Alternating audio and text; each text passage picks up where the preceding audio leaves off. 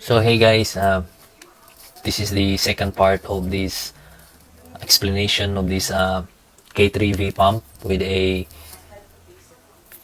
KR3X 9N regulator type. So this is a negative flow control type regulator, as I explained on my first video.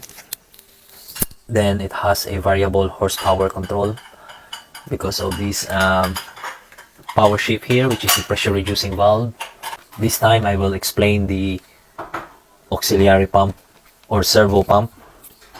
What is the purpose of this auxiliary pump here in this system? Okay, so the auxiliary pump, or also called servo pump, is a servo mechanism assist. So assist means to assist the positioning the stroke piston. So this stroke piston here, or sometimes they call it servo piston. So to assist positioning the stroke piston at low working pressure.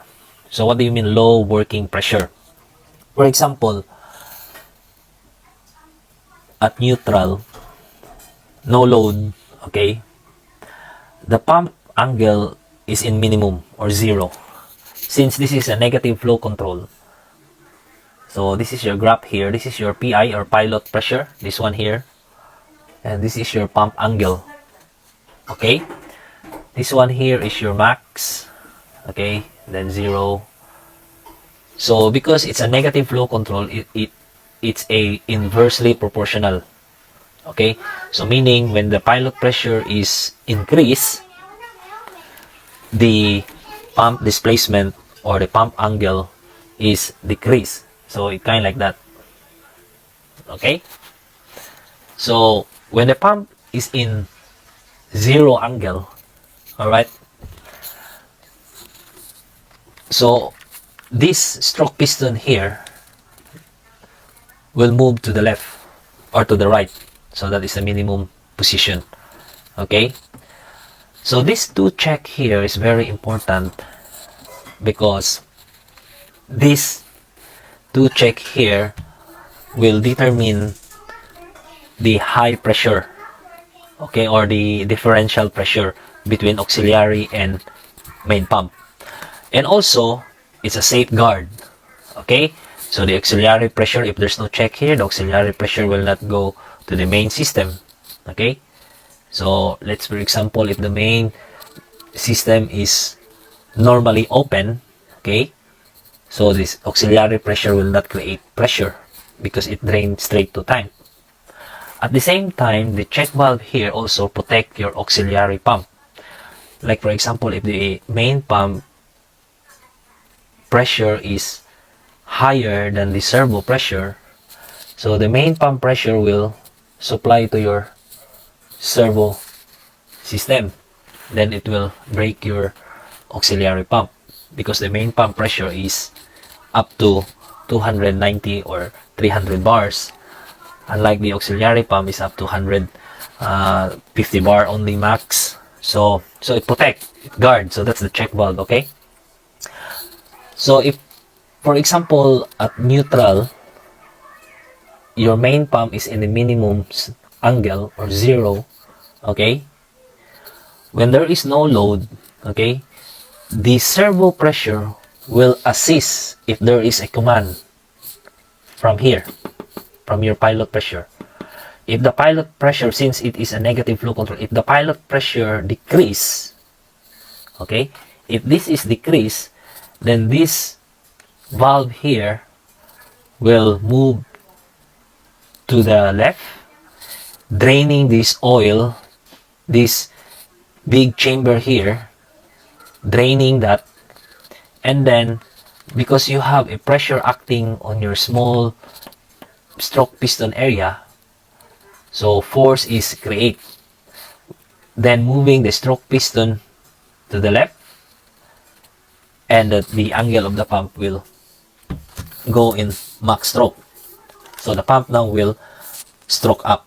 Okay, if there's no force here, okay, if there's no force here, how will the pump stroke up if there is a command?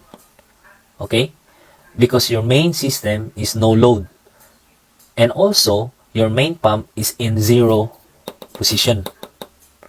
How will the pump stroke up if there's no servo assist? That's why the servo pump or the auxiliary pump, called also a servo mechanism assist, to assist the stroke piston for positioning. Okay, so let's say the pressure that can move this stroke piston is around 40 bars, okay, for the quick response. So you need that pressure, okay, initially, just to move the stroke piston, so that the pump angle, okay, will move from 0 to max, and that way the pump now will start displacing oil. Okay, when the main pump, both front and rear, sense load, okay, higher than the servo pressure, okay, then what happened, this check valve now, because there's a differential pressure and a force, the main pump pressure now will take over, okay, and then this check will open and this check valve here will close, because your servo pressure is lower than your main pump pressure. Only that time when the main pump will sense load, okay, when there is a load higher than the servo pressure, okay. So if the main pump system, or if the main pump pressure is lower than the servo pressure, this check valve here will remain closed. Okay, remember that this check valve here will remain closed if the pressure from your main pump is lower than the servo pressure or auxiliary pressure. So normally the auxiliary pressure set by this relief is up to 43 bars. Okay, so from 37 to 43 bars, but normally it sets to 40 bars. Okay, all right, so that's the purpose of the servo pump, okay, to assist the stroke piston positioning, okay, while the main pump pressure is low, okay, or the main pump angle is in minimum. Okay, so that's what happened. So when the PI decrease, when there is a command from the control valve, of course you expectedly, so as the PI so actually this one is like that, so certain there, and then kind of like that. Sorry for the first graph is wrong, so it kind of like that. So as the PI decrease, the flow increase, see, okay, so that's the negative flow control graph. Okay, so you're expecting that the pump will stroke up as your PI decrease. So when that happen, when there is a command from your operator, from the operator, okay, so to stroke up the pump, you need to move this stroke piston here to the max position. In order to do that, you need pressure to move the stroke piston, because pressure, okay, so remember pressure is force over area. Okay, so you have your force, pressure times area. So the force now will act in this area and move your stroke piston, okay, because you have present pressure. Okay, that pressure initially is from your servo pump. Okay, so if you follow this circuit here, this line here, see, it's connected. At the same time, it supply to the rear, same, and then that is from your servo pump or auxiliary pump. Okay, so that's the purpose of the auxiliary pump, is to assist the stroke piston, okay, to reposition or positioning, for positioning. Okay, if the main pump pressure or working pressure is low. Okay, now also the auxiliary pump will also supply for the power shift. So that pressure through pressure reducing valve, okay, will supply the power shift. Okay, so but I will explain that after I explain the flow control.